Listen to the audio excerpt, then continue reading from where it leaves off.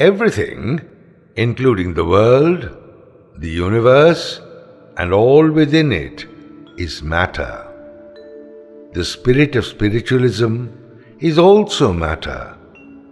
Religious achievement, liberation, nirvana is all within us. The body is a great instrument. We need to learn to play it. We need to realize that all the offerings, all the festivity are only to know ourselves, and they are not really for the God. We are happily doing ceremonies like yajnas to awaken the being dormant in us.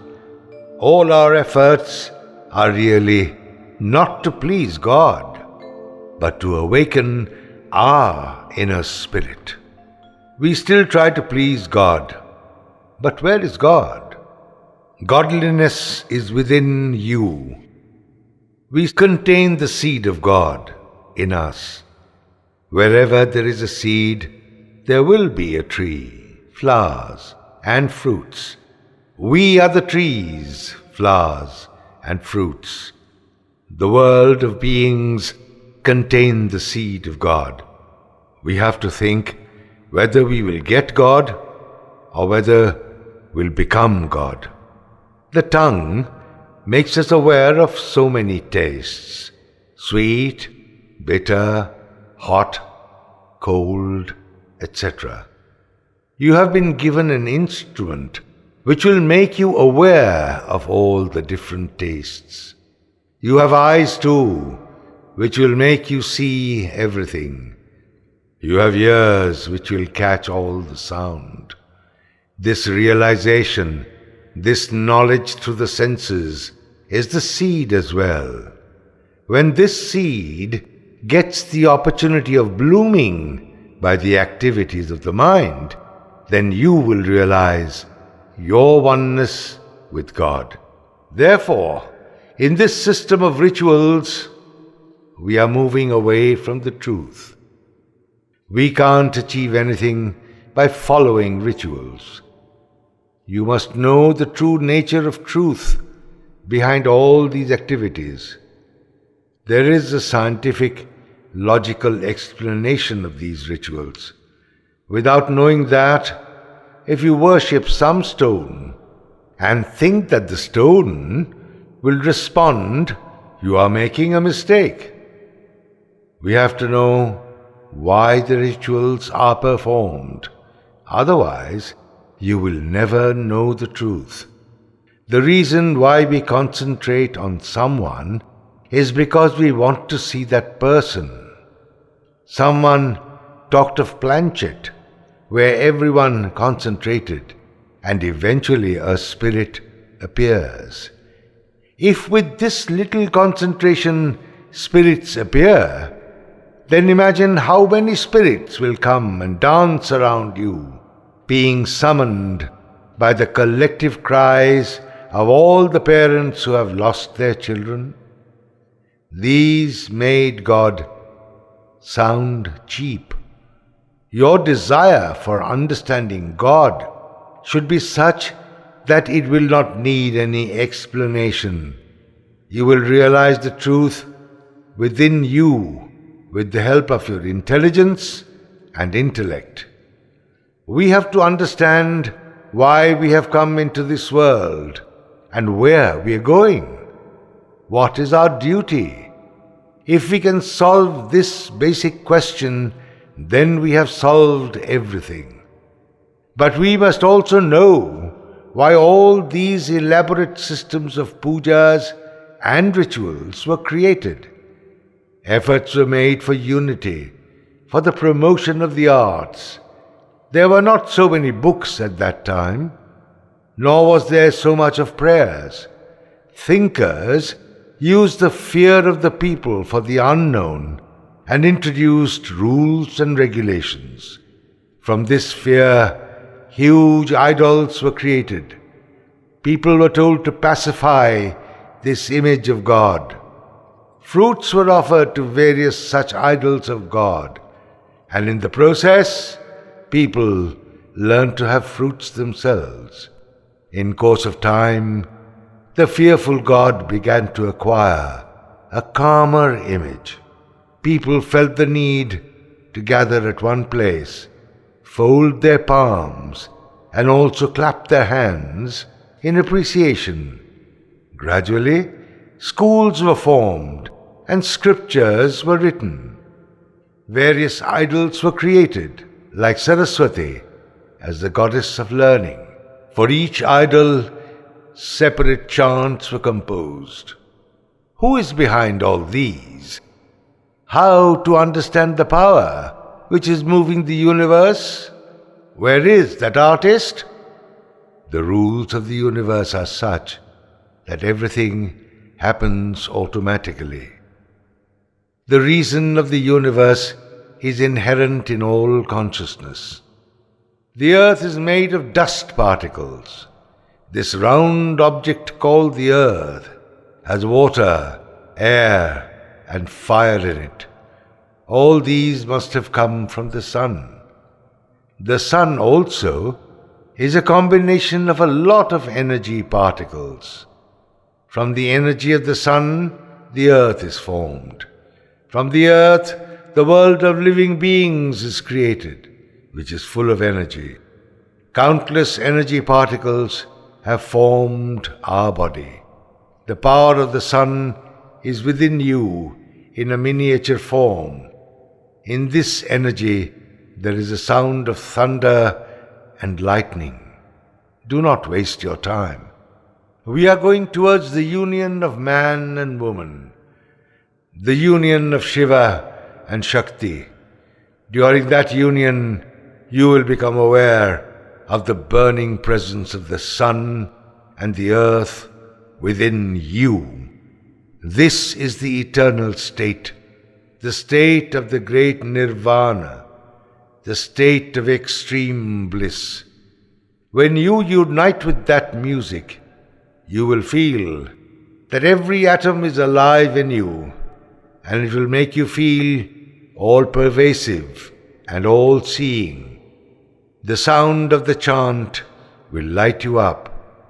When you see a matchstick and the matchbox, you don't think that they contain fire, but they create the fire by friction. I go on repeating these things so that you do not despair. I want to remember all this. I have a contract with you that you don't have to give me anything. You just be in touch with me. I am giving you the guarantee that I will take you to the right destination. All of you will reach their destination. You just do your duty. When the time comes, I will see that you blossom. A child does not know the taste of honey before it is put in his mouth. But once you put honey in his mouth, he does not want to leave your finger. Your taste is ready. When you get the real taste, you will sleep in peace. Your bed is already prepared. Once you go to that bed, you will understand everything. You will reach a state of samadhi.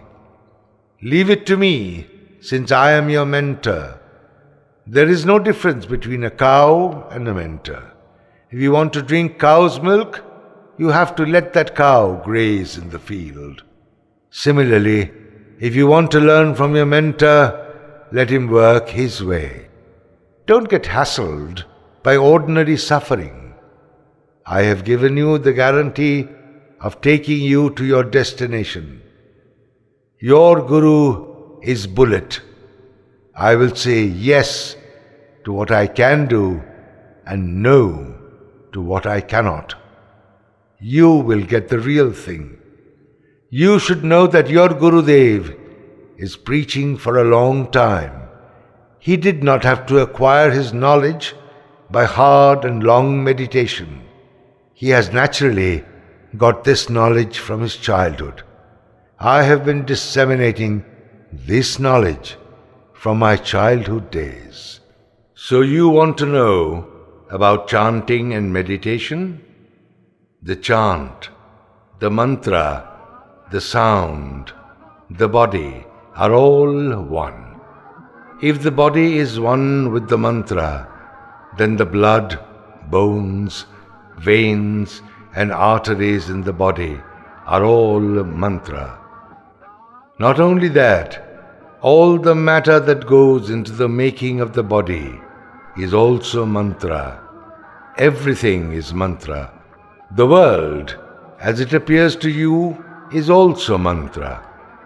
We have, however, regarded the sound in the word which helps us to concentrate and think deeply as mantra. The sound on which creation depends is chant. It can be any word. Take any word. The sound of that word is mantra. When the world depends on a sound, it is a mantra. When you extract milk from a cow, it is white, but the grass on which the cow depends for its life is green. The colors of the grass and the milk are not the same. When we eat rice and dal for living, we are not thinking of what happens once we swallow the food. When it goes inside, which is like a factory, it gets transformed into blood and flesh. There is a rush inside. Good, we can't see it. We don't realize our food contains blood in it. Words are there to fill up the void inside our mind. Everything needs food. The body needs food. The mind gets food from thought. Words and sounds are the food of the mind. There are many sounds. Our mind has immense capacity. We cannot fill its void with ordinary words and sounds. If we don't give the right food to the mind, then we will suffer from despair, problems, and conflicts. We are like blind men pushing each other to find the way. The lack of knowledge is like being blind. We are guessing, and our guess might not be correct also. We don't know what is in the mind of the others, so we advance cautiously. Relationships don't develop if you are cautious all the time. Life becomes meaningless without inner enlightenment. All these problems can be solved through the mantra. Mantra is like a language. The universe is the book written in that language. Nature is entertaining us with the birds, the seas, the rivers, and the hills. In the book of nature, there is life. If you can learn the language of this book, then you can also empower yourself. This language is nothing but spirituality. We are like seeds. These seeds will grow into trees containing fruits, flowers, all-pervasiveness and enlightenment. Eggs hatch only when the right heat is applied. Similarly, seeds are hidden in the Muladhar in the form of Kulakundalini. When an instrument can send messages from a distance of 1,000 miles, then the instrument that is our body can achieve much more. You only chant, everything will happen automatically. This mantra has now become a kind of business, giving rise to the so-called mentors who are actually businessmen. There is chaos everywhere. I want to disseminate the mantra all around. In return, I don't want money. I only want love in return. Disease and suffering are rampant. I am telling everybody of the power of the mantra. I am spreading the philosophy of the mantra. This mantra is a sound guiding the universe. We need to remember it in our daily life. Follow the guidance of the Guru. He knows who is fit for what. The potter needs the clay under his feet, but when the idol is made, the same potter stands with folded palms before the deity. Only when you go deep into the meaning of the mantra will you be able to construct or deconstruct. And when the form is complete, you will be able to receive it within yourself. Our whole life is spent in dilemma. We are always uncertain as to whether we can achieve something or not. When we try to learn a foreign language, like Chinese, we find it difficult. But for an infant, it is not difficult. Nothing is impossible. But we have a negative approach to everything. We have to inculcate a positive attitude. Then only we can understand the power of chant, the power of mantra. Ramo Narayana Rama